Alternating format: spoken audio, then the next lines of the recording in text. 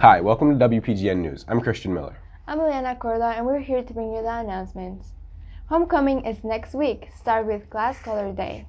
Check out the signs in the hallways for your class color. Students will be voting for Homecoming King and Queen at the beginning of third period today. Students, please check your email to access the ballot. It will open at the beginning of third period. Student Council meeting. It's Friday morning at 7:45 in the Stolihar area. Don't be late. St. Joseph Religious Education.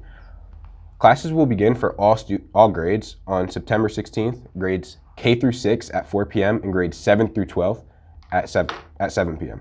Looking forward to an exciting year. Tonight's volleyball game. Spectators will be required to wear a face mask at tonight's volleyball game at Oakland Craig. The game will be broadcast on an OC Strive feed. Handbook forms are needed. If needed a new one, please stop by the front office. Thank you. Homecoming is September 18th. You may pick outside dates form from the front office.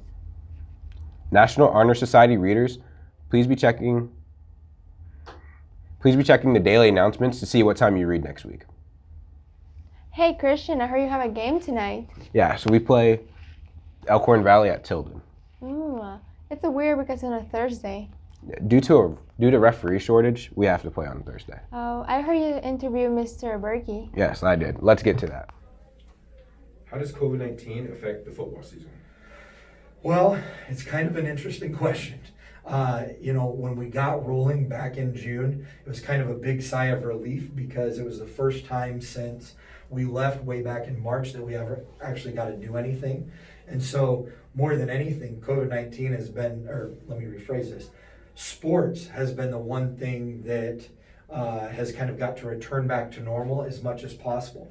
And so that's kind of a nice feeling to have that sports can get back on track even with COVID-19 going on.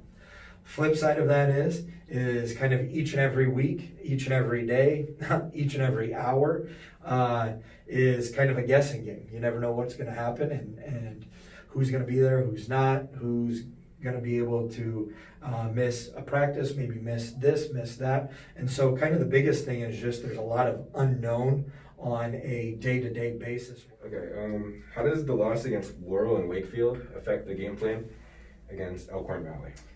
To be honest, it doesn't really change anything. Both games are games that we'd love to have back and have as wins. Both games are games that if we could replay, we'd replay them to try to get in the win column. However, I treat every week completely different in the sense of win, lose, or draw. The next game is going to be something that is all on its own. So as far as the game plan and what we are going to do, what we're not going to do, realistically, we would do a lot of the same stuff whether we lost Wakefield or beat Wakefield. Same with Laurel, lose or win. We're going to scout and do the exact same thing for Elkhorn Valley, one way or another. What are your anticipations for tonight's game? Probably the biggest thing is we know that Elkhorn Valley is coming in, probably riding pretty high with probably the first time in quite a few years that they've been 2-0 to start a season. Got a quarterback that's a pretty athletic young man. However, I guess I don't take much stock in that. Every game starts out 0-0. Every opponent that you play every week is a new opponent that, as far as I'm concerned, is as beatable as the next opponent. And so we need to go out and make sure that we are as mistake-free as humanly possible, clean up areas where we have struggled in the 2 previous weeks, and stick to kind of our game plan and not get out of that game plan as much as possible. Hey, that was great. Let's go ahead and support those Gators. Catch us next time on WPGN. Go Gators.